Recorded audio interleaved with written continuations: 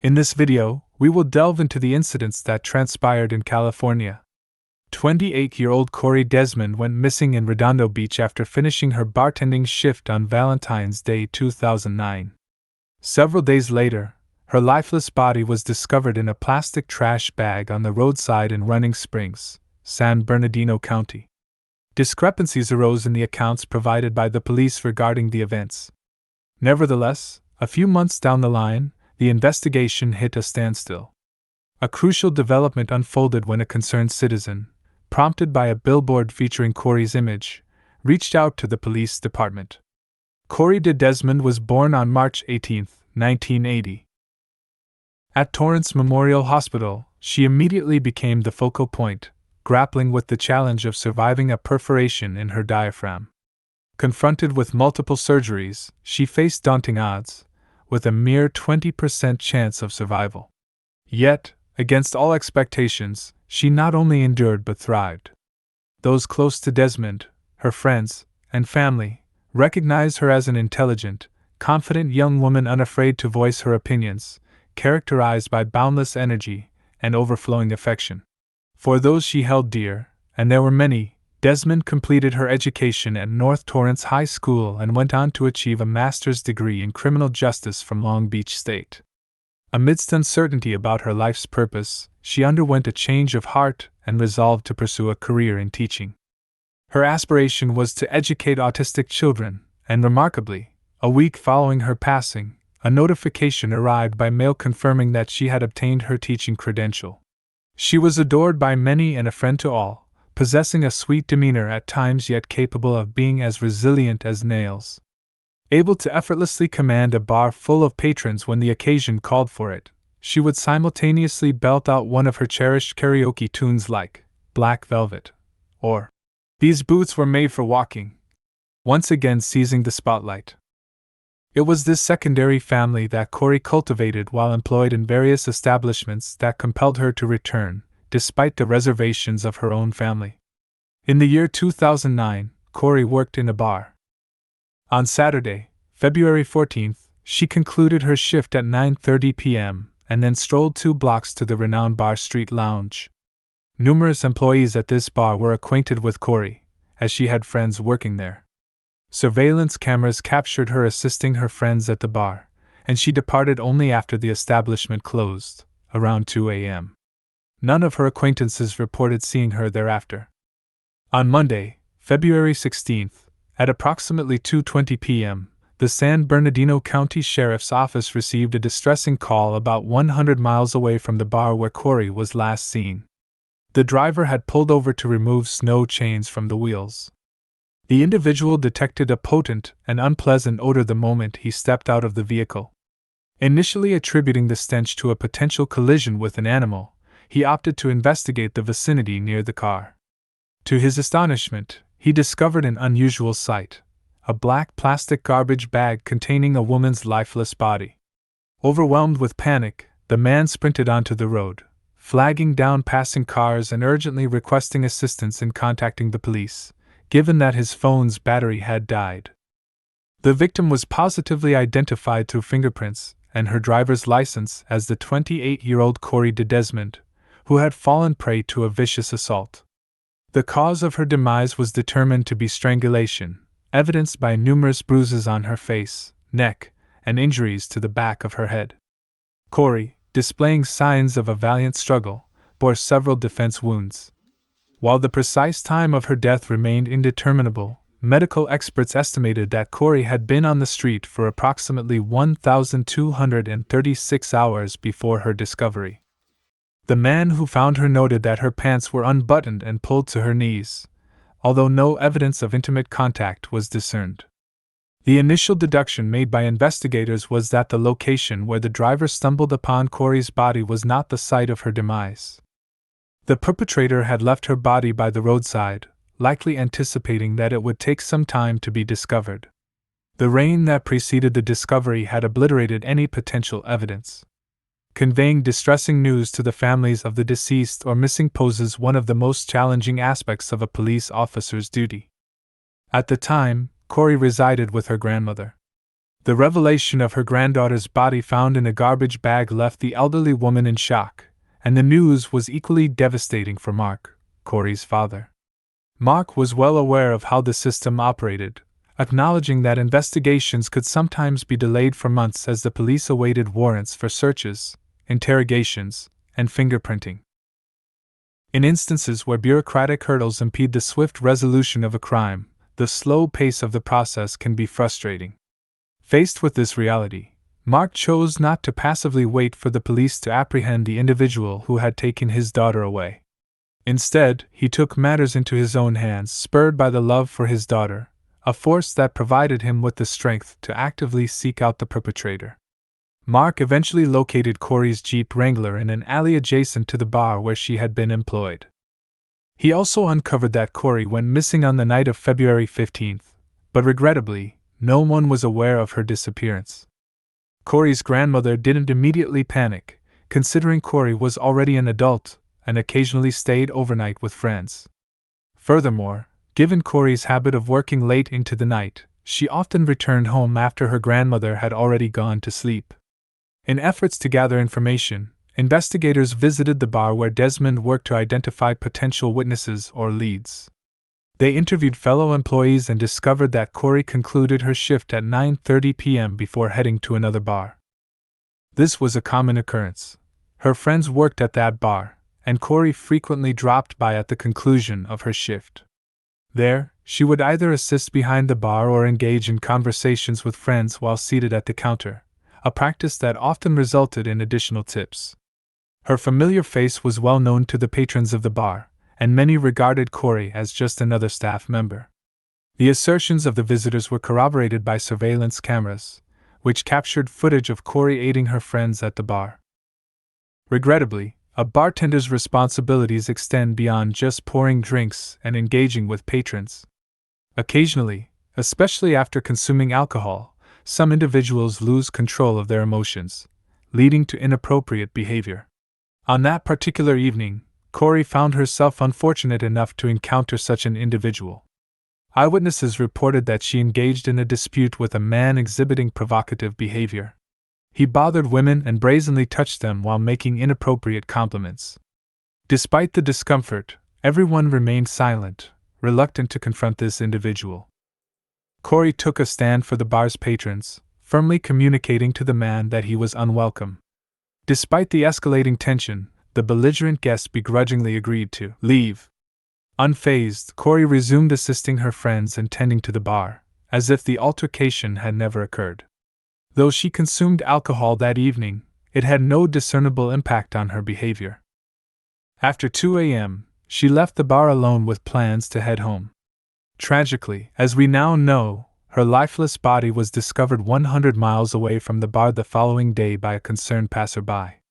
Mark provided the police with all the information he could gather.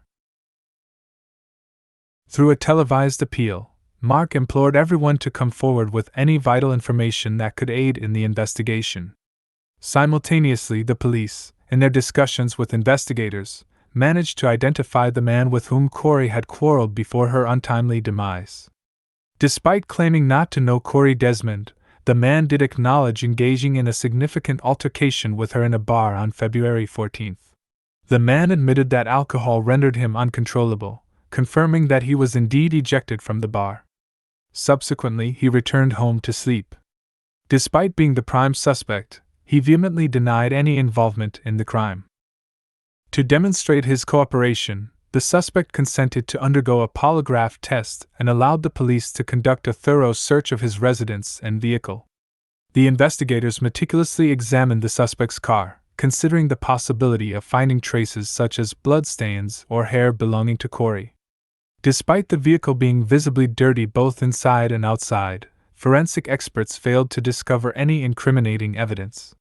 During the search of the man's residence, investigators discovered no evidence suggesting his complicity in the crime. The investigators' final recourse to discern the truth was a polygraph test. Much to their surprise, the man passed the test effortlessly, providing truthful responses to all questions posed by the police. To further corroborate his alibi, his wife attested that he arrived home before 2 a.m. and promptly went to bed. Considering that Cori left the bar around 2 a.m., it became evident that this man was not involved in her tragic demise. Consequently, the police removed him from the roster of suspects. However, a significant challenge arose as they lacked alternative persons of interest in the ongoing investigation. Delving into Cori's personal life, investigators sought to determine if she had any adversaries who might harbor ill intentions. In the course of their inquiry, investigators uncovered another peculiar detail. The proprietor of the bar where Cori was employed disclosed that on that fateful night, she had approached him seeking permission to use the restroom.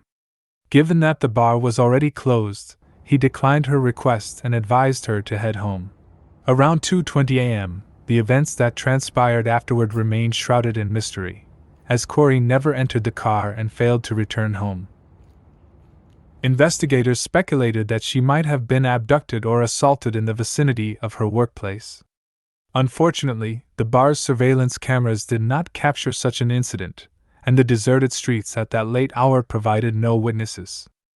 At the time of Cori's demise, her blood alcohol content was more than 4 times the legal limit for driving. The circumstances surrounding whether she intended to use her car or explore alternative means to get home remained unclear. Regrettably, she encountered no one willing to assist her that fateful night. A month later, the investigation hit a standstill. The police exhaustively examined all leads and versions, yet no new suspects emerged. Undeterred, Cori's father, Mark, was determined not to concede defeat. He took the initiative and rented 3 billboards on Artesia Boulevard in Redondo Beach. These billboards prominently displayed a photograph of his daughter alongside the poignant question, "Who killed Cori Desmond?" The man pledged a $15,000 reward for any information aiding the police, stating, "I'm going to keep them up there to let people know the guy is still out there." Mark Desmond expressed hope that this effort might prevent harm to others, to some extent, with billboards playing a pivotal role in resolving the crime.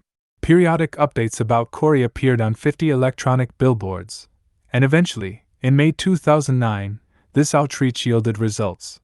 The phone rang at the police station, and a woman named Tiffany, who had seen one of the billboards featuring Cori's photo, became a pivotal figure in resolving the case. Speaking in a hushed tone, Tiffany conveyed distress and profound fear, struggling to articulate her thoughts initially. After collecting herself, she finally uttered, "Hello, my name is Tiffany. I believe my boyfriend, Tony Lopez Perez, is responsible for the death of that bartender, Cori Desmond. Please investigate him. He's been acting strangely, but I'll share more details when we meet," Tiffany conveyed during several calls to arrange a meeting with the detective. In their subsequent conversation in the park, Tiffany disclosed her suspicions. According to her, on February 14th, she and Tony had planned a romantic Valentine's Day dinner. She dedicated the entire evening to preparations, taking the children to their grandparents, visiting a beauty salon, and purchasing a new red dress. Tony had a fondness for her in red attire. The situation drove him to the brink. Tony was at work that day but had to come home around 11:30 p.m. Tiffany waited for him throughout the night, attempting to contact him, but he didn't respond to calls and messages. Tony eventually returned home at 4:30 in the morning, casually stating he was too intoxicated to make it earlier and had fallen asleep in his car. Tiffany noted that Tony seldom bothered cleaning the interior of his car. However, a few days later, he purchased an entire set of cleaning products. He meticulously washed the car, adamantly refusing any assistance. The guy's behavior appeared peculiar, yet at that moment, Tiffany didn't attribute much significance to it.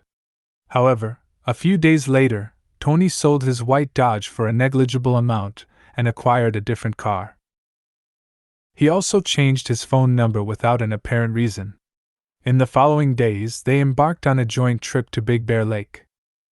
During the journey, everything seemed normal until Tony abruptly halted the car on the side of the road. Turning to Tiffany, he asked, "Do you think this is where the dead girl, what was her name, the bartender, was dumped? I'm almost 100% sure the police found her body here." Tony Lopez Perez and Tiffany had lived together for about 4 years. They shared a 6-year-old son but never formalized their union through marriage. Tony Lopez Perez was known as a hardworking individual who harmonized well with others. Prior to the incident, he had no legal troubles. Perez hailed from a sizable family with 8 siblings, and his parents were native to the Los Angeles area. He attended high school in Manhattan Beach. Considering Tony's absence on the day of Cori's death, the unexplained car cleaning and swift sale, a peculiar trip, the change of phone number, and his unusual comment about the police finding her body, these collective facts presented a puzzling and concerning pattern. Tiffany realized that Tony could be the one who took the life of Cori Desmond. She resisted believing the worst. The investigators, to avoid arousing suspicion, decided to approach Tony and went to his house under the guise of routine questioning to identify potential witnesses in the Cori Desmond case. Tiffany, collaborating with the police, played along without revealing the nature of their conversation to Tony. During the seemingly standard interview, Tony appeared calm, displaying no signs of nervousness while responding to all the questions. He claimed not to know Cori, asserting that he had only seen her in the newspapers. However, despite his composed demeanor, the investigators moved forward to arrest Tony Lopez Perez for the alleged crime of taking the life of Cori. In their pursuit of concrete evidence, the police tracked down the new owner of the Dodge that Tony sold shortly after the news of Cori's death. The new owner verified that Tony indeed sold him the car at a notably low price and willingly permitted the police to inspect the vehicle for any potential evidence. Tiffany mentioned that Tony had thoroughly cleaned the interior before selling the car. However, upon the application of luminol and the use of an ultraviolet lamp by experts, it became glaringly apparent why Tony Lopez Perez had hastily disposed of his car. The interior of the car illuminated in a vibrant blue when subjected to the investigative procedure. Following this discovery, the police requested Tony to come to the police station without disclosing the specific details to prevent any potential escape attempts. Initially, he asserted that he had never encountered Cori, but later altered his testimony, admitting that he had seen her near the bar and whistled at her. As soon as the police observed this inconsistency in the man's statements, their suspicions deepened. She implored him to release her, urging him to let her go. Tony recounted that fear gripped him, prompting him to cover her mouth, and in the process, he unintentionally strangled her. Overcome by anxiety that he would be held responsible for Cori's death, he placed her lifeless body in the back seat of his car and drove home. Perez claimed that he awoke during the night, and tormented by the events, ventured outside to confirm whether it was just a nightmare. However, upon opening the door, the harsh reality unfolded before him. It was not a nightmare. Perez admitted to detectives that the account was true. He narrated how, after the incident, he returned inside and attempted to get some sleep. The following morning, with Desmond's lifeless body still in the back seat, he went to work. At the conclusion of the workday, he placed her body in 2 garbage bags, transported it to a remote area, and left it by the side of the road. According to Tony's narrative, what happened to Cori was an unintended consequence of an accident. He asserted that, in a state of drunkenness and fear, he accidentally strangled her during a moment of panic. However, the nature of Cori's injuries suggested a different story. Cori had suffered severe injuries at the back of her head, along with bruises on her face and neck, accompanied by defensive wounds on her hands. Adding to the disturbing details, Cori's pants were found down to her knees. Subsequently, Tony Perez was arrested and charged with first-degree deprivation of life. The following day, he led the police to the location where he had disposed of Cori's body. Alongside Tony's confession, the investigators now possessed the results of DNA tests. Cori's blood matched the blood discovered in the car that Tony sold immediately after committing the crime. During the 2011 trial, the coroner, Jack Sheridan, presented and testified about the numerous contusions on the victim's head, the evidence of strangulation, and the blunt force trauma to her face. Sheridan also revealed that Cori had scratches on her body, indicating that the perpetrator had dragged her after her death. Examining Cori's injuries, prosecutors asserted that Perez assaulted her and attempted to coerce her into intimacy in the early morning of February 15, 2009. Cori resisted Perez's advances, refusing to yield to his desires. In response, Perez resorted to strangling her. Tiffany testified during the trial, informing the San Bernardino County jury that her former boyfriend, Tony Lopez Perez, had an insatiable appetite for sex in January and February 2009. Despite engaging in intimate relations nearly every day, Tiffany stated that Perez remained unsatisfied. Additionally, she informed the court that Tony had forced himself on her twice without her consent, both instances occurring after the birth of their son and with an interval of about a month. Both incidents occurred while she was fast asleep on the couch after taking painkillers for severe back pain. Perez, who chose not to testify during the trial, made his first statements to the court at his sentencing. He acknowledged that he had been taught to love and respect those around him, but admitted to veering off course at times. Perez stated, "I forgot the key lessons I was taught about life, which made me a man, a father, a loving uncle to many, and a responsible person who supports his family that I so love." In the end, he admitted falling short. Perez generally adhered to the narrative presented by his attorney, Andrew Hainault, during the trial, emphasizing that he was scared and didn't intend to harm Desmond. Hainault argued to the jury that Perez found her passed out on the sidewalk. He expressed that he tried to calm her down and didn't intend to kill her. "I should have thought before acting," Perez admitted. "I should have stepped back and cleared my head. Fear took over. I was so scared, so careless." Cori's father, Mark Desmond, stated that his daughter had a promising future ahead of her before her life was abruptly cut short at the age of 28. He emphasized that Tony Perez should live the remainder of his miserable life knowing he extinguished his own children's hopes and dreams simultaneously with killing Cori. "He embodies all the characteristics that women in society fear," her father said. Just before sentencing, Perez appealed to God and the court for mercy. "My very deepest apologies to the Desmond family and to my own family. I have brought such hurt and sorrow to the Desmonds that will forever shape their life," he expressed. "I hope he never gets out on the street again." Desmond's grandmother, Beverly, remarked, "I hope he suffers as much as she suffered." In July 2011, a jury of 6 men and 6 women found 36-year-old Tony Lopez Perez guilty of first-degree deprivation of life. He was sentenced to life imprisonment with the possibility of parole after 25 years. Cori Desmond's family conveyed their appreciation to Tiffany, acknowledging her pivotal role in helping the police solve the case. Leslie Schwab, a family friend who attended every day of the trial along with about a dozen others in San Bernardino County, stated, "If it hadn't been for her, I don't think they would have ever found out it was him."